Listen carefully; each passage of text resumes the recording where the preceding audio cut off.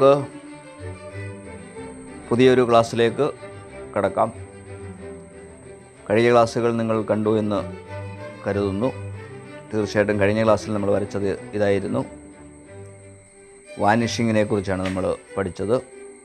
വാനിഷിങ്ങിൻ്റെ ത്രികോണവുമായി ബന്ധപ്പെട്ട് നമ്മൾ വരച്ചു. വാനിഷിങ് എന്ന് പറയുന്നത് എല്ലാവർക്കും മനസ്സിലായി കാണുമെന്ന് കരുതുന്നു. വാനിഷിങ്ങിൻ്റെ വേറൊരു പേരെന്ന് പറയുന്നത് പെർസ്പെക്റ്റീവ് എന്ന് പറയല്ലേ. പെർസ്പെക്റ്റീവ് എന്ന് പറഞ്ഞാൽ എന്താണ്? വീക്ഷണ കോൺ. നമ്മൾ ഈ വസ്തുവിനെ എവിടെ നിന്നുകൊണ്ട് എങ്ങനെ കാണുന്നു എന്നുള്ളതിനെ അടിസ്ഥാനമാക്കിയാണ് ആ വസ്തുവിനെ നമ്മൾ വാനിഷിങ്ങും കാര്യങ്ങളുമൊക്കെ നമ്മൾ മനസ്സിലാക്കി ചിത്രങ്ങൾ വരയ്ക്കുന്നത്. അപ്പോൾ ഇതിനെ നമ്മൾ വാനിഷിങ് എന്നാണ് നമ്മൾ പറയുന്നത്, അല്ലെങ്കിൽ പെർസ്പെക്റ്റീവ് എന്ന് നമ്മളിതിനെ പറയുന്നത്. എൻ്റെ മലയാളം വാക്കാണ് എന്തോന്ന്, വീക്ഷണ കോൺ എന്ന് പറയുന്നത്. ഇതുപോലെ തന്നെ ഇതുമായി തന്നെ റിലേറ്റഡ് ആയിട്ടുള്ള മറ്റൊരു കാര്യമാണ് നമ്മളിന്ന് പഠിക്കാനായിട്ട് പോകുന്നത്. എന്താണെന്ന് വെച്ചാൽ, ഇതെല്ലാം നമ്മൾ നമ്മുടെ കണ്ണുകൾ ഉപയോഗിച്ചാണ് കാണുന്നതെന്നുള്ളത് എല്ലാവർക്കും അറിയാം. കണ്ണുകൾ അല്ലേ, നമ്മുടെ കണ്ണുകളും വസ്തുക്കളും തമ്മിലുള്ള ദൂരമായിരുന്നു നമ്മൾ ഇതുവരെ നമ്മളിങ്ങനെ അതിനെക്കുറിച്ച് പറഞ്ഞത്. നമ്മുടെ കണ്ണിൽ നിന്ന് ഈ വസ്തുവിൻ്റെ ദൂരം, കണ്ണിൻ്റെ ഏറ്റവും അടുത്താണ് ഈ പലക നിൽക്കുന്നത് അല്ലേ. ഇതിൻ്റെ പലക ഏറ്റവും അടുത്ത് നിൽക്കുന്നിടം വലുതും ദൂരോട്ട് പോകുമ്പോൾ ചെറുതുമാകുന്നത്. കണ്ണിൽ നിന്നുള്ള ദൂരമാണ് യഥാർത്ഥത്തിൽ നമ്മൾ കണക്ക് കൂട്ടി നമ്മൾ പറയുന്നത്. ഈ കണ്ണ് തന്നെ വേറെ ഒരു അവസ്ഥയിലുണ്ട്. കണ്ണ് ഇപ്പോൾ കണ്ണിൻ്റെ നമുക്ക് രണ്ട് കണ്ണുകളാണ് യഥാർത്ഥത്തിൽ അല്ലേ. രണ്ട് കണ്ണിൽ യഥാർത്ഥത്തിൽ ഒരുപോലെ അല്ല യഥാർത്ഥത്തിൽ നമ്മൾ കാണുന്നത്. രണ്ടും രണ്ട് ആംഗിളിലാണ് കാണുന്നത്. അതിനൊരു ഉദാഹരണം പറഞ്ഞാൽ, ഒരു കണ്ണടച്ച് വെച്ചുകൊണ്ട് നോക്കാമെങ്കിൽ ചില ഒബ്ജക്റ്റുകൾ അങ്ങോട്ടും ഇങ്ങോട്ടും നീങ്ങുന്നതായിട്ട് തോന്നും. ഒരു കണ്ണടച്ചിട്ട് ഒരു കണ്ണ് തുറന്നു വെച്ച് നോക്കുന്നു. അത് നിരന്തരം അങ്ങോട്ട് നോക്കാമെങ്കിൽ നമുക്ക് മനസ്സിലാവും ചില വസ്തുക്കൾ അങ്ങോട്ടും ഇങ്ങോട്ടും മാറുന്നതായിട്ട് മനസ്സിലാവും. ഇവിടെ ഞാൻ പറയാൻ ഉദ്ദേശിക്കുന്നത് ഈ കണ്ണുകൾ, രണ്ട് കണ്ണുകൾ അല്ലേ, ഈ രണ്ട് കണ്ണിൻ്റെയും നേരെ ഒരു വര വരച്ചാൽ, ഒരു ലൈൻ വരച്ചാൽ, ഈ വരയ്ക്ക് നമുക്കൊരു പേര് പറയാം. ആ പറയുന്ന പേര് ഐ ലൈൻ എന്ന് വിളിക്കാം. കണ്ണുകളുടെ നേർരേഖ, ഐ ലൈൻ എന്ന് നമുക്ക് പറയാം. ഐ ലൈൻ എന്ന് പറയുന്ന ഒരു ഭാഗം നമുക്ക് ചിത്രകലയിൽ അത്യന്താപേക്ഷിതമായിട്ട് ഉണ്ട്. അതിനൊരു ഉദാഹരണം പറഞ്ഞാൽ, നമ്മൾ റോഡിൽ നിന്നുകൊണ്ട് അല്ലെങ്കിൽ ഭൂമിയിൽ നിന്നുകൊണ്ട് ഒരു വീടിനെ നോക്കാമെങ്കിൽ വീടിൻ്റെ ടോപ്പ്, മുകളിൽ കോൺക്രീറ്റ് ചെയ്തിരിക്കുന്ന വീടാണെങ്കിൽ അതിൻ്റെ ടോപ്പ് നമുക്ക് കാണാൻ പറ്റത്തില്ല അല്ലേ. വീടിൻ്റെ മുകൾ വശത്ത് ഉള്ള ഭാഗം, കോൺക്രീറ്റിൻ്റെ മുകൾ വശം നമുക്ക് കാണാൻ പറ്റത്തില്ല താഴെ നിന്ന് നോക്കുകയാണെങ്കിൽ. മറിച്ച് അത് ആ വീടിനേക്കാൾ കുറച്ചും കൂടെ കിളത്തമുള്ള ഒരു ഏരിയയിൽ നിന്ന് നോക്കാമെങ്കിൽ അതിൻ്റെ മുകൾ വശം നമുക്ക് കാണാം. അപ്പോൾ നമ്മുടെ കണ്ണ് ഇതിനേക്കാൾ മുകളിലാണെങ്കിൽ, ആ കണ്ണിൻ്റെ അളവ് അല്ലെങ്കിൽ ലെവൽ മുകളിലാണെങ്കിൽ നമുക്ക് ആ വസ്തുവിൻ്റെ മുകൾ വശം കാണാം. നമ്മുടെ കണ്ണ് താഴെയാണെങ്കിൽ നമുക്ക് ആ വസ്തുവിൻ്റെ താഴ്വശമേ കാണാൻ പറ്റത്തുള്ളൂ. നമ്മുടെ കണ്ണുകൾ യഥാർത്ഥത്തിൽ അങ്ങോട്ടും ഇങ്ങോട്ടും കൊണ്ടുപോയല്ല, നമ്മൾ വസ്തുക്കളെ എങ്ങനെ കാണുന്നു എന്നുള്ളതാണ് പ്രധാനം. അതുകൊണ്ട് തന്നെ നമുക്ക് ഇന്നത്തെ ക്ലാസ്സിൽ പ്രധാനമായിട്ടും ഞാൻ പറയാൻ ഉദ്ദേശിക്കുന്നത് ഐ ലെവൽ എന്ന് പറയുന്ന ഒരു പോർഷനാണ്. ഐ, ഇത് കണ്ണ് എന്ന് സങ്കല്പിക്കുക. കണ്ണിൻ്റെ ലെവൽ ഒരു ലൈൻ ഇങ്ങനെ ഇട്ടാൽ, ഇതിൽ നമ്മൾ ഒരിടത്ത് നിന്നുകൊണ്ട് ഒരു വസ്തുവിനെ ഇങ്ങനെ നോക്കി കാണുന്നു. അപ്പോൾ സംഭവിക്കുന്നത്, ഈ വസ്തുവിൻ്റെ, ഇതൊരു വസ്തു, ഇവിടെ ഒരു പൈപ്പ് ആണെന്ന് കൂടിക്കുക. പൈപ്പ് കട്ട് ചെയ്ത് വെച്ചിരിക്കുന്ന ഒരു കൊച്ചു പൈപ്പ്.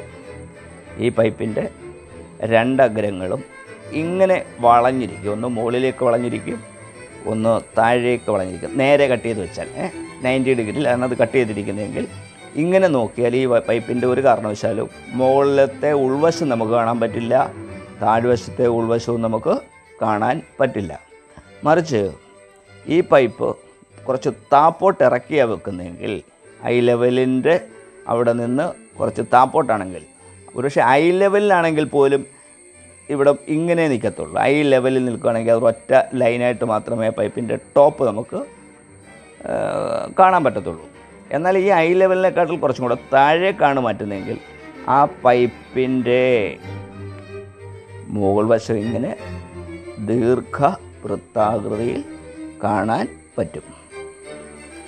ഈ പൈപ്പ് വീണ്ടും വീണ്ടും താക്കുകയാണെങ്കിലോ, നല്ലപോലെ താത്തു കണ്ണിനോട് ചേർത്ത് നമ്മൾ ഒരുപാട് താക്കുകയാണെങ്കിൽ ആ പൈപ്പിൻ്റെ ടോപ്പ് നല്ല വൃത്തിക്ക് എന്ന് പറഞ്ഞാൽ പൈപ്പ് നേരെ പിടിച്ച് നമ്മൾ നോക്കുമ്പോൾ നമുക്ക് കാണുന്ന പോലെ ആ പൈപ്പിൻ്റെ മുകൾ വശം നമുക്ക് കാണാൻ പറ്റും. പൈപ്പിൻ്റെ ഇങ്ങനെ കാണാൻ പറ്റും.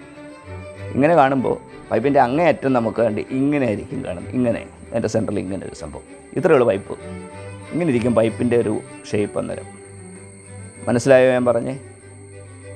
എന്ന് പറഞ്ഞാൽ നമ്മൾ ആ വസ്തുവിനെ കാണുന്നത് ഏത് ആംഗിളിലാണ് എന്നുള്ളതൊരു പ്രധാന വിഷയമാണ്. നമുക്കതിന് ഒരു ഉദാഹരണ സഹിതം നമുക്കൊരു മോഡൽ വെച്ച് നമുക്കിപ്പോൾ ഒരു ചിത്രം വരയ്ക്കാം. മോഡൽ എന്ന് പറയുന്നത് ഞാൻ ഉദ്ദേശിക്കുന്നത് ഇതാണ്. വെറും സിമ്പിളായ ഒരു സാധനം, നമ്മുടെ വീട്ടിലെല്ലാം ഉപയോഗിക്കുന്നതാണ്. ഒരു സിമ്പിളാണ്, ഇത് ഒന്നുമില്ല, ഒരു പൈപ്പ് പോലെ അല്ലേ ഉള്ളൊരു സാധനമാണ്. ഇതിനെ നിങ്ങൾക്ക് നോക്കാമെങ്കിൽ നമ്മളിത് നേരെ നോക്കിയാൽ ഇതിൻ്റെ വലിയ വട്ടത്തിൽ ഇതിനെ നമുക്ക് കാണാൻ പറ്റും.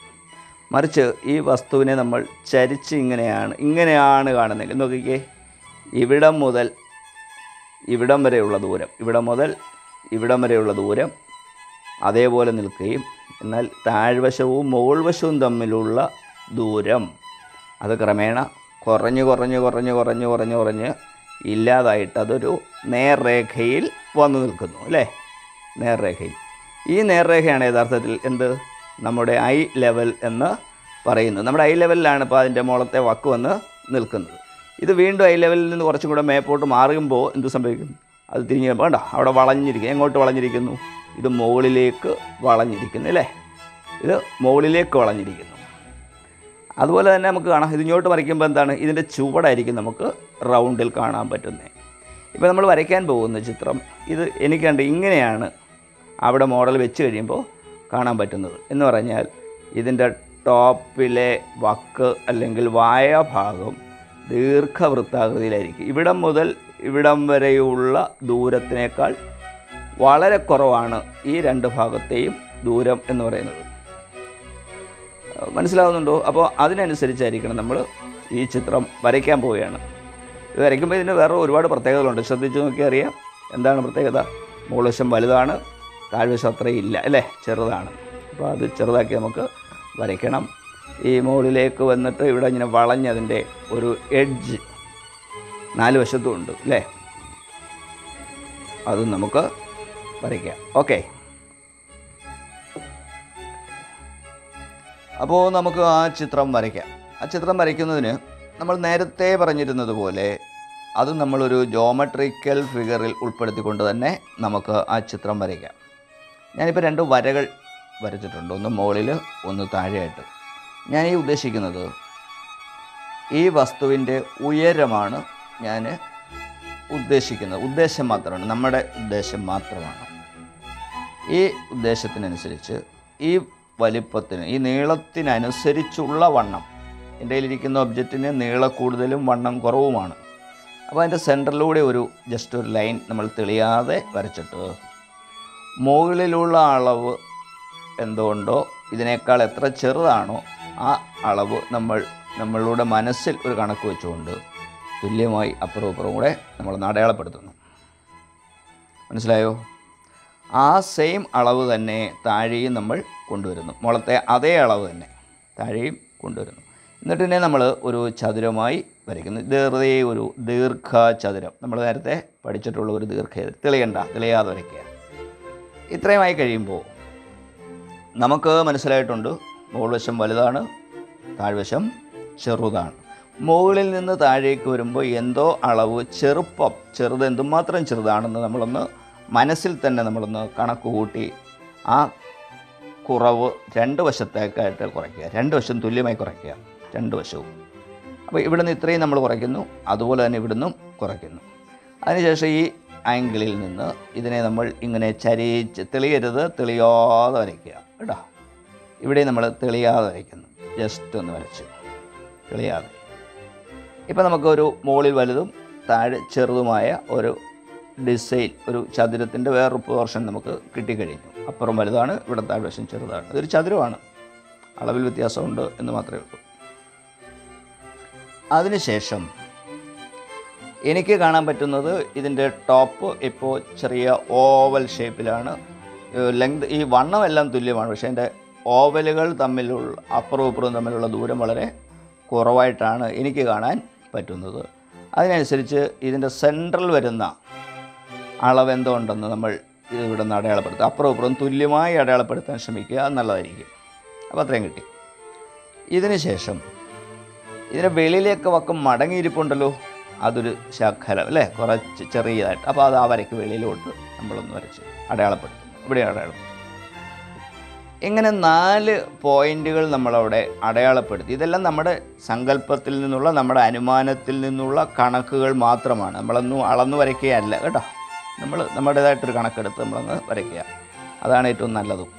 എന്നിട്ട് ഈ 4 വരകൾ, കുത്തുകൾ, ഡോട്ടുകളെ തമ്മിൽ കൂട്ടി യോജിപ്പിച്ചുകൊണ്ട് ഞാൻ തെളിയാതെ നമ്മൾ കഴിഞ്ഞ ദിവസം വരച്ച ഒരു ദീർഘവൃത്തം, ഓവൽ ഷേപ്പ് നമ്മൾ വരയ്ക്കുന്നു. ഇപ്പോൾ അതിൻ്റെ ഒരു ഓവൽ ഷേപ്പിലേക്ക് വന്നിട്ടുണ്ട്. ഓക്കേ. അതിനുശേഷം എനിക്ക് കാണാൻ വേണ്ടി ഇവിടുന്ന് ഈ എൻഡിനൊന്നും ഇങ്ങനെ താപ്പൊട്ടിച്ച് വളഞ്ഞായിരിക്കുന്നത് ഇവിടെ, അത് തന്നെ ഇവിടെയും വളഞ്ഞിരിപ്പുണ്ട്. ഇനി വേറൊരു രസം, ഇതിൻ്റെ താഴ്വശം ഇപ്പോൾ നമ്മൾ നേരെയായിരിക്കുന്നത്, നേരെ അല്ല യഥാർത്ഥത്തിൽ. എനിക്ക് കാണുമ്പോൾ ഇവിടെ നിന്നുകൊണ്ട് കാണുമ്പോൾ എന്താ സംഭവിക്കുന്നത്, ഐ ലെവലിലല്ല. എനിക്ക് ഐ ലെവലിൽ നിന്നൊക്കെ ഒരുപാട് താഴെയാണ് ഇവിടെ കാണുന്നത്, എന്നാൽ ഇവിടും ഐ ലെവലിന് താഴെയാണ്. അതുകൊണ്ട് എനിക്ക് ഇത്രയും മുകൾവശം കാണാൻ പറ്റുന്നത്. താഴ്വശം നേരെയല്ല. ഈ കാണുന്ന, ഇപ്പുറത്ത് കാണുന്ന ഈ വളവിൻ്റെ പാരലായിട്ട് അതേപോലെ തന്നെ ഒരു റൗണ്ടായിട്ട് തന്നെ ഇവിടെ അനുഭവപ്പെടും, വളഞ്ഞിരിക്കും. കാരണം ഇതൊരു പൈപ്പ് പോലെയാണ് അല്ലേ, പൈപ്പ് പോലെ ഇരിക്കുന്നത്, ഉരുണ്ട ഒരു സാധനം. അപ്പോൾ ഞാൻ ആ ഉരുളിമ വരണമെങ്കിൽ ഇവിടെ എന്ത് ചെയ്യണം, വളച്ച് തന്നെ വരയ്ക്കണം. അല്ല നേരെ വരയ്ക്കരുത്. നേരെ വരച്ചാൽ ആ ഉരുളിമ അവിടെ ഉണ്ടാകത്തതേ ഇല്ല. അതിനുശേഷം ഞാൻ നോക്കുമ്പോൾ ഈ വരകളൊക്കെ ഇതിങ്ങനെ ഇതിലോട്ട് കണക്ട് ചെയ്ത് പോകുന്നു അല്ലേ. നല്ല രസകരമായിട്ടത് വരച്ച് എടുക്കാം. ഇങ്ങനെ പോകുന്നു. അപ്പോൾ നമ്മളിനി ചെയ്യുന്നത് അതൊന്ന് തെളിച്ച് വരയ്ക്കുക. നല്ലപോലെ ഒന്ന് തെളിച്ച് വരയ്ക്കുക. വരച്ചിട്ട് നമ്മൾ മുൻപേ വരച്ച ആദ്യത്തെ ചതുരങ്ങളും മറ്റ് പടം വരയ്ക്കാൻ വേണ്ടി ഉപയോഗിച്ച ആ വരകൾ, ആദ്യത്തെ വരകൾ നമ്മൾ ജസ്റ്റ് തുടച്ച് റബ്ബർ വെച്ചിട്ടൊന്ന് എറേസ് ചെയ്ത് കളയുന്നു. മുളത്തേത് എടുത്ത് കളയുന്നു. അതിനിടയ്ക്കൊന്നും വേണ്ട. പിന്നെ അതേ കിടന്നോട്ട് നമ്മൾ ഇപ്പോൾ ഷെയ്ഡൊക്കെ ചെയ്യുമ്പോൾ അത് നമുക്ക് പ്രശ്നമല്ലാതെ നമുക്ക് ഉപയോഗിക്കാം. ഇനി നമ്മളിത് ചെയ്യുന്നത് ഈ ഒബ്ജക്റ്റിൽ വീണിരിക്കുന്ന ലൈറ്റും ഷെയ്ഡും, നമ്മൾ ആദ്യമേ ഒരു ദിവസം ഫസ്റ്റ് ക്ലാസ്സിൽ നമ്മൾ പറഞ്ഞിരുന്നു ലൈറ്റും ഷെയ്ഡും. അപ്പോഴാണ് നമുക്ക് ഈ വസ്തുവിനെ നമുക്ക് കുറച്ചും കൂടെ ഡീറ്റെയിലായിട്ട് ഇന്ന വസ്തുവാണെന്ന് നമുക്ക് വ്യക്തമായി മനസ്സിലാക്കുവാൻ കഴിയുന്നതും അതിൻ്റെ ഷേപ്പ് കൃത്യമായി വരുന്നതും അങ്ങനെയാണ്. അപ്പോൾ ഞാനതിന് ചെയ്യുന്നത് ഇതൊന്ന് ലൈറ്റും ഷെയ്ഡും ആക്കുകയാണ്. ശ്രദ്ധിച്ചോണേ.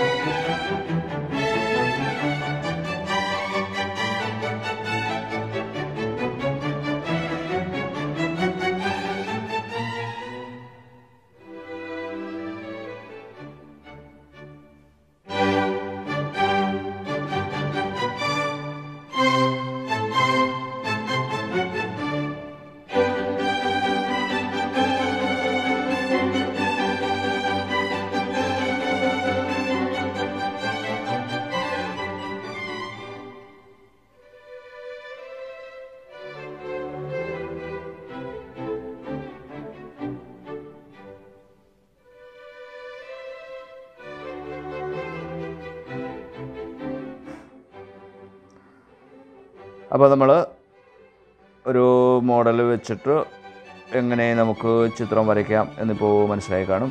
പ്രത്യേകം ശ്രദ്ധിക്കാനുള്ളത് ലൈറ്റും ഷെയ്ഡും ഒക്കെ നമുക്കൊന്ന് നോക്കി പതുക്കെ വരയ്ക്കുക. അത്യാവശ്യം വേണ്ടത് മുൻപേ ഞാൻ പറഞ്ഞ നമുക്ക് കാണാൻ പറ്റുന്നതും മാത്രം വരയ്ക്കുക. ചില കുട്ടികളൊക്കെ വരയ്ക്കുമ്പോൾ ഒന്നുമില്ല ഇങ്ങനെ വരയ്ക്കാൻ ശ്രമിക്കുമ്പോൾ, കണ്ടുകൊണ്ട് വരയ്ക്കുമ്പോൾ തൊട്ട് അപ്പുറത്തുള്ളതുകൂടി വരയ്ക്കാനുള്ളൊരു ശ്രമം സാറിന് നടത്താറുണ്ട്. നമ്മളങ്ങനെ കണ്ടിട്ടുണ്ട്. അത് കണ്ടുകൊണ്ട് വരയ്ക്കുക എന്നുള്ളതല്ല, അത് മെമ്മറിയിൽ അങ്ങനെ ചെയ്ത് ശീലമാകുന്നത് കൊണ്ടുകൂടി സംഭവിക്കുന്നതാണ്. അതുകൊണ്ട് തന്നെ ഈ വസ്തുക്കളെ വരയ്ക്കുമ്പോൾ പ്രധാനമായിട്ട് ശ്രദ്ധിക്കേണ്ടത് നമുക്ക് കാണാൻ പറ്റുന്ന ആ ആംഗിളിൽ തന്നെ നമ്മൾ വരയ്ക്കുക. അതുപോലെ തന്നെ ഇതിൻ്റെ നീളവും വണ്ണവും അല്ലെങ്കിൽ വീതിയും തമ്മിലുള്ള ഒരു അനുപാതം അത് പരമാവധി അത് കൃത്യമായി തന്നെ വരാൻ ശ്രമിക്കുക. എങ്കിൽ അത് കൃത്യമായി വന്നെങ്കിൽ മാത്രമേ ആ ഒബ്ജക്റ്റ് കൃത്യമായിട്ട് നമുക്ക് അനുഭവപ്പെടത്തുള്ളൂ. നല്ല കാഴ്ചക്കാരനത് കൊള്ളാം എന്ന് അനുഭവപ്പെടത്തുള്ളൂ. അപ്പോൾ കൃത്യമായ ആ അളവുകൾ പരമാവധി വരാനുള്ള ഒരു ശ്രമം കൂടി നടത്തുക. ഇതിപ്പോൾ നമ്മൾ കൃത്യമായിട്ട് അളന്നു കുറിച്ചൊന്നും അല്ല ഇത് വരച്ചേക്കുന്നത്. നമ്മളൊരു ആവറേജ് അളവെടുത്തങ്ങ് ചെയ്തു എന്നുള്ളതേ ഉള്ളൂ. അങ്ങനെ തന്നെ മതി. നിങ്ങൾക്കത് ജസ്റ്റ് കാഴ്ചയിൽ ആ അളവ് അത് തന്നെയാണെന്ന് പറഞ്ഞാൽ കൃത്യമാകണം എന്ന് നിങ്ങൾക്കൊരു ബോധ്യം ഉണ്ടാകത്തക്ക വിധത്തിലത് പരമാവധി. ആദ്യമൊക്കെ വരയ്ക്കുമ്പോൾ അളവൊന്നും വരത്തില്ല കേട്ടോ, അതൊന്നും സാരമില്ല. കുറച്ച് വരച്ച് വരുമ്പോൾ അത് കൃത്യമായ നല്ല ചിത്രത്തിലേക്ക് വരും. അപ്പോൾ അതിനോടൊപ്പം തന്നെ ഈ ലൈറ്റും ഷെയ്ഡും കൂടി ചെയ്ത് പഠിക്കുക. അപ്പോൾ ഇന്നത്തെ ക്ലാസ് നിങ്ങൾക്ക് ഇഷ്ടമായി എന്ന് കരുതുന്നു. ഇത് കുറച്ചുകൂടെ വ്യക്തമായിട്ട് മനസ്സിലാക്കുന്നതിന് നിങ്ങൾ കഴിഞ്ഞ ക്ലാസ്സുകൾ കൂടി നമ്മൾ ലൈറ്റും ഷെയ്ഡും വാനിഷിങ്ങും ഇതെല്ലാം നമ്മൾ പഠിച്ചിരുന്നു. അതിനനുസരിച്ച് നമുക്ക് ഈ ചിത്രങ്ങൾ മനസ്സിലാക്കുന്നതിന് കഴിയും. അതുകൊണ്ട് കഴിഞ്ഞ ക്ലാസ് കൂടി നിങ്ങളൊന്ന് വാച്ച് ചെയ്യുക. വരുന്ന വീഡിയോയിൽ നിങ്ങൾ വാച്ച് ചെയ്യുമെന്ന് കരുതുന്നു. എല്ലാവർക്കും ഈ വീഡിയോ കണ്ടുകൊണ്ടിരുന്ന എല്ലാവർക്കും നന്ദി അറിയിക്കുകയാണ്. നമസ്കാരം.